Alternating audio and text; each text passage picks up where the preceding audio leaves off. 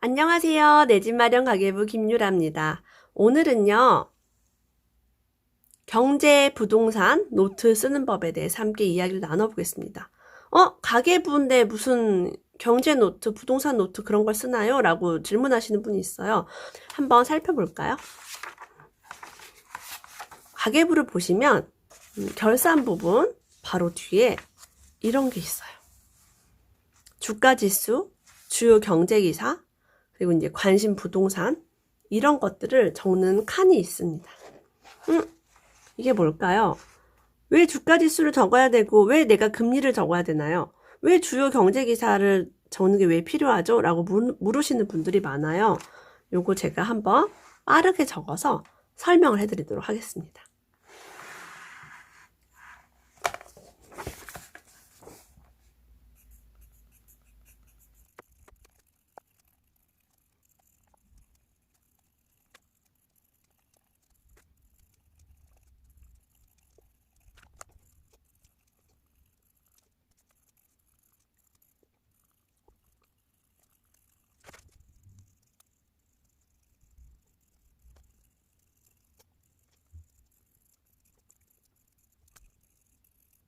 제가 이렇게 한번 빠르게 적어보았는데요. 글씨가 이제 예쁘지 않아도 좀 이해해주세요.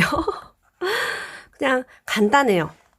11월 중에 여러분이 한 번 정도 이렇게 시간을 내서 적어보시면 됩니다.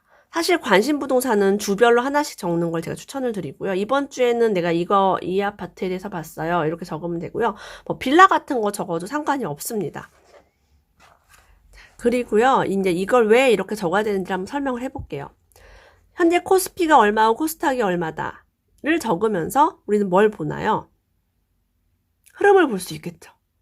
코스피가 왜 떨어졌지? 왜 외국인이 많이 팔고 있지? 지금 세계 경제가 어떻지? 라는 것을 저절로 기사를 보게 됩니다. 관심을 갖게 되는 거죠. 콜금리. 금리가 올라가는지 내려가는지 중요한 문제죠. 금리의 향방. 이런 것도 여러분이 매달 적으시면 보실 수가 있어요. 미국 금리가 지금 어떤지. 원래는 관심이 우리가 없잖아요. 그런 것에. 이슈. 그럼 경제 관련 중요한 이슈는 뭐가 있을까? 정말 다달이 여러분 이슈가 다릅니다. 어떤 달에는 갑자기 리디노미네이션이라고 해서 화폐를 개혁하겠다. 막 이런 얘기가 나오기도 하고요. 지금 2019년 제가 9월에 이 영상을 찍고 있는데요.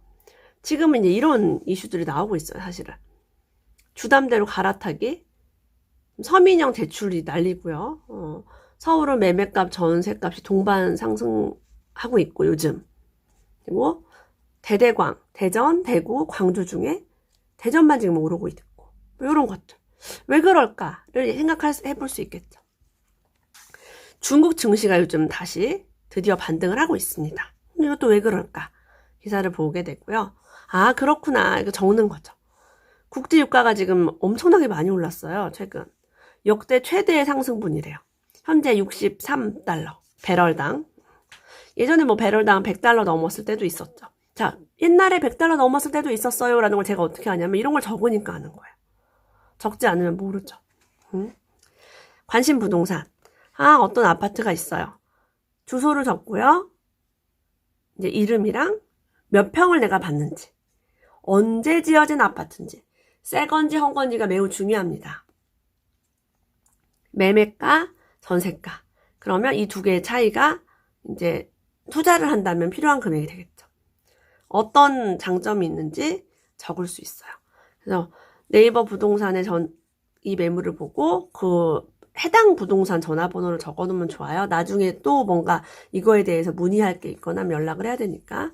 이건 새 아파트라 옛날에 매매가 전세가가 없습니다. 자, 군포시 3번에 있는 아파트예요. 매매 2억 3천에 2억 3백에 전세 1억 3천. 그러면 투자를 만약에 한다면 6,700에서 좀 더 들겠네요. 중요한 거는 2년 전, 4년 전보다 집값이 거의 오르지 않았어요. 오히려 2년 전보다는 떨어진 느낌도 듭니다. 전세가 어때요? 떨어졌죠.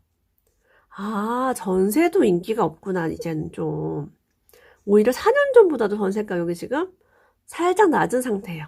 그러면 사람들이 이제 유입이 되고 있지 않구나라는 걸 알 수가 있겠죠. 자, 방금 여기 대대광종 혼자만 오른 대전이라는 기사를 보고요. 어머, 대전은 어떤지 대전을 한번 본 거죠, 이렇게. 어떤 아파트는요, 94제곱미터에 이제 28평인데 3억 1천만 원이에요. 전세는 2억 1천이에요. 그럼 투자를 한다면 1억 정도가 들어가겠죠? 대전 유성과 서구권에 있는 20평대 신축 매물은 4억이 넘어가더라고요. 그래서 와, 진짜 비싸다. 새 아파트가 정말 인기가 많구나라는 걸 제가 실감을 했어요. 그런데 이 아파트는 위치를 이제 신갈마로 186을 찍어보니까 유성 도안신도시와 서구 둔산동에 딱 중간에 위치한 그런 아파트더라고요. 물론 뭐 지하철도 멀고 학교도 그냥 멀고 그래요. 근데 새 것이라는 장점 때문에 신혼부부 인기가 아주 좋더라고요. 매물도 없고. 그래서 아, 얘는 그냥 가성비 그냥 괜찮구나라고 한번 적어봤어요. 이렇게. 우리가 이걸 통해서 뭘 볼 수 있냐면 1년 후에, 2년 후에 이 가계부를 통해서 와, 옛날에 이 지역의 집값이 이거였어? 어머, 옛날에 대전이 이랬구나. 이런 것들을 파악을 할 수 있어요. 그리고 어머, 그때도 산 보는 가격이 지지부진하더니 아유, 몇 년 지나도 여전히 그러네. 이런 거는 안 되나 보다. 예를 들면 이런 식으로 우리가 시간이 지나면 복기를 할 수가 있어요. 어머, 옛날에 유가가 그랬어. 맞아, 옛날에 금리가 어떨 때는 뭐 경기가 어땠었어. 라는 것들을 감각적으로 알 수가 있어요. 저는 이제 더 좋은 거는 이 안에 우리의 막 목표, 뭐 꿈, 이런 것들 다 들어있잖아요.